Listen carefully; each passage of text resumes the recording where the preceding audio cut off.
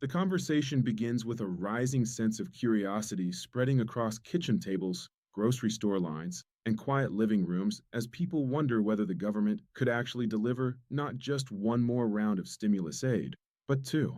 Talk of a possible fourth and even fifth stimulus payment has resurfaced, igniting hope for households feeling the squeeze of rising prices, higher rents, and unpredictable bills. The number being whispered is familiar and striking all over again: $2,000. It carries echoes of earlier days when federal relief checks helped millions bridge a chasm of financial uncertainty during the pandemic. Now, years later, many ask whether such help could return in a new form, even as debates swirl around tariffs, inflation, and economic strategy. Some leaders frame it as a dividend from broader policy changes, a way of redistributing revenue back to the people who bear inflation's pressure most directly. But behind the headlines and speculation, families want to know something far simpler. Is any of this real, and could it genuinely reach the people who need it most? The truth is complex, suspended somewhere between possibility and politics. The idea of a fourth and fifth stimulus check remains a proposal, not a promise. It has no enacted legislation to support it and no official timeline. Yet its reemergence speaks to how deeply Americans feel the impact of economic shifts. Every uptick in grocery prices, every increase in utility bills, every jump in rent reinforces that what once felt manageable now carries a heavy weight. For millions, even a single unexpected expense can unravel a fragile balance.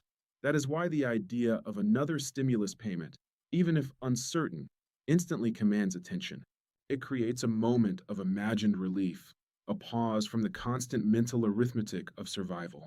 As these discussions continue, another fight is taking shape in Congress, one that feels more grounded and immediate to those who rely on Social Security benefits to make it through each month.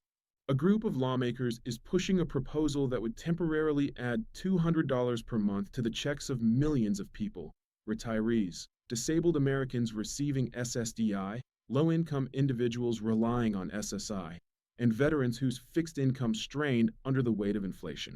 This increase is designed as emergency assistance, a half year of added support intended to soften the blow of relentless cost increases that have outpaced annual cost of living adjustments.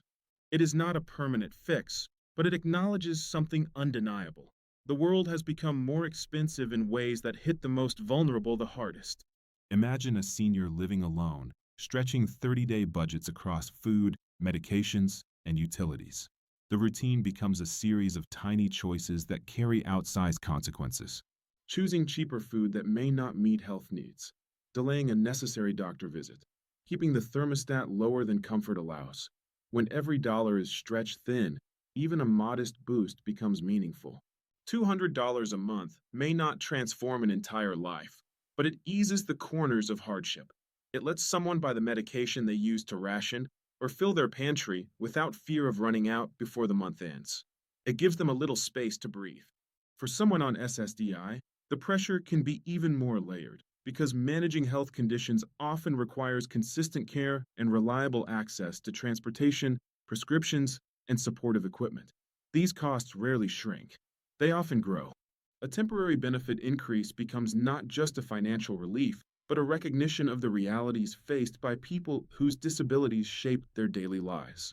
The proposal tries to bridge the gap between federal formulas and lived experience, acknowledging that official cost of living adjustments don't always reflect the rising price of survival. Still, it remains a proposal.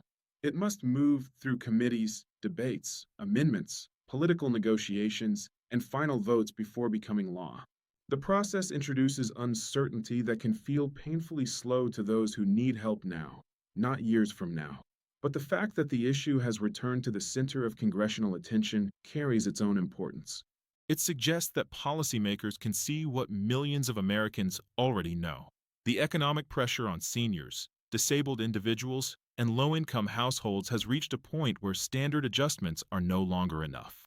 The possibility of new stimulus payments and the proposed boost to Social Security reflect different ideas, different mechanisms, and different political origins, yet they are both born from the same underlying reality. People are struggling. They are doing everything they can to stretch income that simply hasn't kept pace with the cost of living. They are cutting out small comforts, delaying repairs, skipping meals, and facing difficult decisions that most lawmakers will never have to make. In that light, the conversation about additional help becomes less about political ideology and more about human dignity. What hangs in the balance is more than financial policy. It is the emotional landscape of millions who wake up every day hoping to get through the month without a setback that will push them deeper into debt or discomfort. It is the quiet resilience of elderly widows, disabled veterans, low income families, and individuals facing chronic illnesses. These are people who worked, served, contributed, and built lives under the expectation that their country would stand by them when age or disability limited their earning power. When news of possible financial relief emerges, it naturally raises hope, not because people want handouts, but because they want stability. In this moment, uncertainty defines everything. The stimulus checks could remain ideas rather than benefits. The Social Security increase could be debated, delayed, or reshaped before ever reaching beneficiaries. But hope persists because the need is real. Every conversation about potential relief speaks to a deeper issue bubbling beneath the surface, an evolving economy where many feel left behind, where costs climb faster than wages or benefits, where people work hard yet still struggle to stay afloat. Relief proposals, even temporary ones, acknowledge that tension. And so the conversations continue. People follow the news closely, listening for signs of movement. They imagine what $2,000 could do for their families if it ever arrived. A chance to catch up on bills, repair a failing vehicle, buy groceries without counting every cent. They picture what an extra $200 per month could mean for their aging parents or disabled loved ones. A month with fewer worries, fewer sacrifices, fewer difficult choices. In these moments, the proposals become more than economic ideas. They become symbols of possibility, reminders that their challenges are seen and their needs are worthy of attention. Whether these measures ultimately pass or fade away, this period of discussion highlights a critical truth. Every policy choice ripples across real lives. Every delay, every negotiation, every vote carries weight far beyond the halls of government. Because for people living at the edge of financial stability, even small help can mean the difference between sinking and staying afloat. As these stories unfold, the public waits, watches, and hopes, not for miracles, but for meaningful signs that economic pressures will not be theirs to bear alone. The possibility of a fourth or fifth stimulus check, the proposal for a social security boost, the ongoing debate about how to support those most affected by rising costs. All of it creates a narrative of uncertainty mixed with determination. And within that narrative lives a simple, powerful truth. People deserve the chance to live with dignity, security, and the belief that their country has not forgotten them.